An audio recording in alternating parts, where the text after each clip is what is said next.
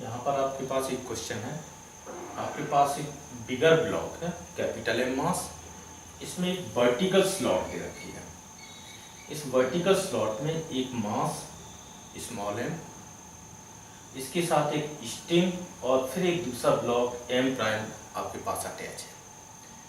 System कह रहे हैं all the surfaces in contact, this surface, this surface, this surface, all the surfaces in contact are frictionless. फिर कहते हैं this system release from rest, total this system release from rest, find acceleration of this block. Suppose that हम इसका एक acceleration choose कर लें, ए not. जैसे हम इसका ए नॉट हम चूज करेंगे, अब मुझे क्या चाहिए कि एक तो एफबीडी इसका बनाना पड़ेगा, प्लस हमें क्या चाहिए कि उनके भी एफबीडी आपको बनाने पड़ेंगे रिक्वायरमेंट के अकॉर्डिंग। चलो हम देखते हैं। सबसे पहले हम यहाँ से स्टार्ट करते हैं। यहाँ पर इस पुली के रेस्पेक्ट में, पुली किससे अटैच है? इस ब्लॉक से अटैच है। आपकी पुली की एक्सिस है, पुली आपके पास इस बिगर ब्लॉक से अटैच है। तो यदि हम पुली के रेस्पेक्ट में वर्क करें और इन ब्लॉक का मोशन डिस्कस करें, एक्सलेशन निकाल सकते हैं। यदि हम इस पुली की रेस्पेक्ट में वर्क करेंगे, देखिए तो इस पर एक फोर्स काम करेगा कितना, mg, एक फोर्स हो गया। जब पुली की रेस्पेक्ट में वर्क करेंगे, इस पे एक फोर्स कौन सा होगा? नॉन इनर्शियल फोर्स होगा, सूडो फोर्स होगा, m इंटू ए नॉट। यदि हम पुली की रेस्पेक्ट में वर्क करेंगे, इसमें एक फोर्स काम करेगा m prime into a not. तो पुली की रेस्पेक्ट में मैंने सारी फोर्स अप्लाई कर दी। आप देखें कि जब हम पुली की रेस्पेक्ट में वर्क करेंगे, तो यहाँ पर आप देख रहे हैं कि ये कॉन्टेक्ट, ये इस ब्लॉक की टेंडेंसी क्या है? इस साइड में जाने की है। तो यहाँ पर जो कॉन्टेक्ट फोर्स होगा उसकी वैल्यू कितनी होगी? 0 होगी, क्योंकि जस्ट फिट है, ये ब्लॉक जस्ट फिट है। तो इसका मतलब क्या है कि सूडो फोर्स थ्रू इस साइड में जाएगा, तो यहाँ का कॉन्टेक्ट फोर्स 0 हो जाएगा। यहाँ पे एक कॉन्टेक्ट फोर्स मिलेगा, उसकी डायरेक्शन किधर हो जाएगी? इस साइड में। चलिए इसकी वैल्यू हम n1 चूज कर लें। ओके, तो पुली के रेस्पेक्ट में यदि हम कैलकुलेशन करना चाहें और इस सिस्टम का इसका भी एक एक्सेलरेशन चूज कर लें, सपोज दैट पुली के रेस्पेक्ट में दिस टोटल ब्लॉक इस टाइप से ए प्राइम से यदि मूव कर रहा है, किसके रेस्पेक्ट में? तो दिस ब्लॉक इस डायरेक्शन में ए प्राइम से जाएगा, दिस ब्लॉक इस डायरेक्शन में ए प्राइम से जाएगा। किसके रेस्पेक्ट में? पुली की रेस्पेक्ट। पुली के रेस्पेक्ट में हम फॉर्मूला डायरेक्ट यूज कर सकते हैं। एक्सेलरेशन इक्वल टू कितना होता है? Net pulling force divide by total mass of the system. और नेट पुलिंग फोर्स में कौन से फोर्स आपके काउंट किए जाते हैं? जो स्टिंग के अलोंग फोर्स है। हम ए प्राइम की वैल्यू, हमारे पास इसका एक्सेलरेशन हमारे पास ए प्राइम है, तो इसका भी एक्सेलरेशन ए प्राइम होगा। तो हम ए प्राइम की वैल्यू डायरेक्ट निकाल सकते हैं। This a prime is equal to net pulling force कितना है? mg प्लस इस पार्ट का force m prime A naught divide by total mass m plus m prime. एक पार्ट आपने कैलकुलेट कर लिया।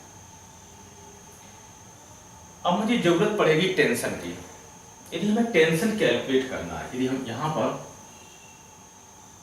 यदि एक कट अप्लाई करते हैं, यदि इसमें एक टेंशन आपके पास टी पार्ट है, इस टी की वैल्यू कितनी होगी?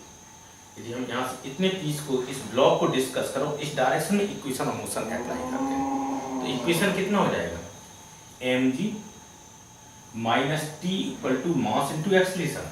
हम टेंशन यदि हमें यहाँ से कैलकुलेट करना है, mg minus t this is equal to m into a prime. यहाँ से t की वैल्यू आ रही है, this t is equal to tension की वैल्यू कितनी होगी? m g माइनस ए प्राइम। ओके, अब देखते हैं इक्वेशन नंबर 2। आपने टेंशन कैलकुलेट कर लिया और अब देखिए ए प्राइम की वैल्यू यदि यहाँ सब्स्टिट्यूट कर दें, तो एक्चुअल टेंशन की वैल्यू किसकी? ए प्राइम की फॉर्मेट में आ जाएगी। तो हम इक्वेशन 1 से ए प्राइम की वैल्यू यहाँ सब्स्टिट्यूट कर रहे हैं। यहाँ पर आपके पास this T is equal to m g minus A prime की वैल्यू सब्स्टिट्यूट करना, mg plus m prime A naught divided by m plus m prime. आप एलसीएम लेंगे, एम, एलसीएम के बाद कितनी वैल्यू हो जाएगी, M into G plus M prime into G minus M G minus M prime E not divide by total mass m prime. कुछ factor आपके देखो कैंसिल हो रहे हैं, ये फैक्टर कैंसिल हो जाएगा, यहां से एम प्राइम आपके पास कॉमन आएगा, एम प्राइम कितनी वैल्यू आ रही है, G minus E naught, G minus E naught divided by M plus M prime. आपने टी कैलकुलेट कर लिया, टी की इक्वेशन नंबर हम इसको थर्ड लिख लेंगे। अब मुझे क्या चाहिए, यहाँ पर T and A related acceleration calculate करना है इस ब्लॉक का। तो हम इस ब्लॉक के लिए यदि एफबीडी बनाना चाहें, सिर्फ कौन सा ब्लॉक, इस बिगर ब्लॉक के लिए, तो हम इसी पर देखो हम डायरेक्ट थोड़ा करेक्शन करके एफबीडी बना देते हैं। इस ब्लॉक के लिए जब हम एफबीडी बनाएंगे तो क्या होगा, एक मुझे यहाँ पे कट अप्लाई करना होगा इस पोजीशन पे। तो जैसे हम इस पोजीशन पे कट अप्लाई करेंगे तो इस पार्ट को हमें रिमूव कर देना पड़ेगा। हम कुछ पार्ट इसी पे डायरेक्ट रिमूव कर दे रहे हैं, इतना पार्ट आपके पास रिमूव हो गया। एक यहाँ से कट अप्लाई किया, यहाँ पर एक टेंशन काम करेगा, ठीक है। फिर क्या करना है, आप चाहें तो इस horizontal direction point of view से, क्योंकि ये एम मास है इसके कांटेक्ट में है, यहाँ पे फिजिकल कांटेक्ट में, तो हॉरिजॉन्टली जितना इसका एक्सेलरेशन होगा उतना इसका एक्सेलरेशन होगा। तो हॉरिजॉन्टल डायरेक्शन में आपके पास क्या रहेंगे, कैपिटल एम और स्मॉल एम एक सिस्टम बन जाएगा। तो हमारे पास कितना फोर्स काम कर रहा है हॉरिजॉन्टल डायरेक्शन में, जब हम इसको इक्वेशन ऑफ मोशन किसके रेस्पेक्ट में लिखना चाह रहे हैं, अर्थ के रेस्पेक्ट में।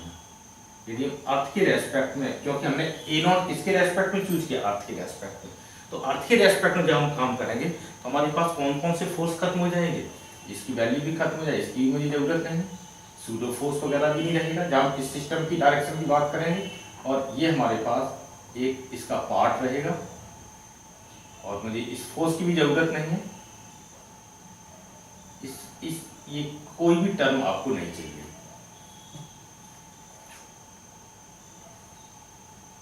ओके, सिस्टम आपके पास कंप्लीट हो गया। कौन सा, इस हॉरिजॉन्टल डायरेक्शन में कैपिटल एम का जितना एक्सेलरेशन होगा उतना ही स्मॉल मास का एक्सेलरेशन होगा। तो अर्थ की रेस्पेक्ट के आपके फोर्स, यहाँ पे जो एक्शन रिएक्शन के फोर्स थे वो हमने खत्म कर दिए। तो अर्थ के रेस्पेक्ट में सिर्फ हॉरिजॉन्टल डायरेक्शन में कितने फोर्स काम कर रहे हैं, एक सिंगल फोर्स काम कर रहा है। तो इसके लिए जो इक्वेशन ऑफ मोशन होगा वो कितना हो जाएगा, T is equal to net force, T is equal to mass into acceleration. Mass की वैल्यू कितनी है, total mass of the system capital M plus small m into E naught. Equation number आपके पास 4। अब आपको क्या चाहिए, T एलिमिनेट कर दो, T की वैल्यू यहां से आप यहां सब्स्टिट्यूट कर दें और T एलिमिनेट करके हम ए नॉट कैलकुलेट कर सकते हैं। जैसे हम यहां से T एलिमिनेट करेंगे इन दोनों इक्वेशन से, देखो क्या मिल जाएगा, T की वैल्यू, ये वैल्यू यहां सब्स्टिट्यूट कर दें, this capital M plus small m into a naught, this is equal to, यहां से वैल्यू कितनी आएगी, हमें क्या करना है, इसको थोड़ा सा डिस्ट्रीब्यूशन और अप्लाई कर लीजिए, या इसको डिस्ट्रीब्यूट करते हैं, यहां से वैल्यू कितनी आ जाएगी, एम प्राइम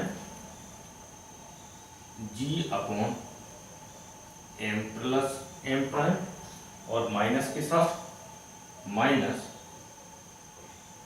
एम प्राइम ए naught upon M plus M prime. यहाँ पे मैंने ये डिस्ट्रीब्यूशन, इतने पार्ट को इसको डिस्ट्रीब्यूट कर दिया। अब इस इक्वेशन में देखिए आपके पास क्या है, सिर्फ ए नॉट है। यदि ए नॉट है तो हम ए नॉट की वैल्यू इजीली कैलकुलेट कर सकते हैं इस टाइप से। आइदर हम देखिए यहाँ से भी डायरेक्ट कैलकुलेट कर लें, देखो इसको इस साइड में ट्रांसफर कर दो, जब ट्रांसफर करेंगे तो ये माइनस साइन किसमें प्लस में हो जाएगा, ई नॉट कॉमन ले लीजिए,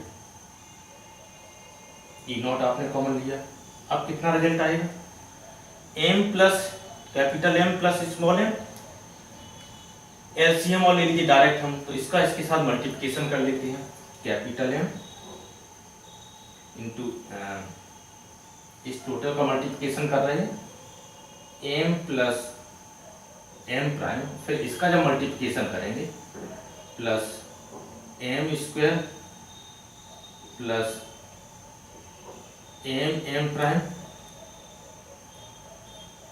इतनी वैल्यू हो गई दिस, और किसको डिवाइड कर दें, divided by M plus M prime, this is equal to m prime ji upon M plus M prime. Okay, और ये फैक्टर आपके पास कैंसिल हो गए, तो आंसर आपके पास कितना आ गया, आंसर ये आपके पास आ रहा है, एक बार आप चेक कर लेना कोई कैलकुलेशन एरर तो नहीं हुई है, एलसीएम कहीं पर आप देख रहे हैं। Okay, M prime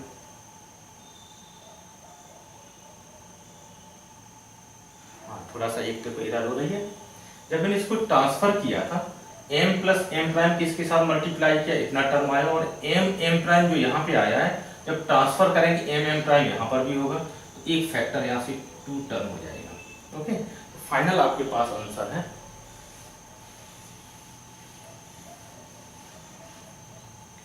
this E naught is equal to this E naught is equal to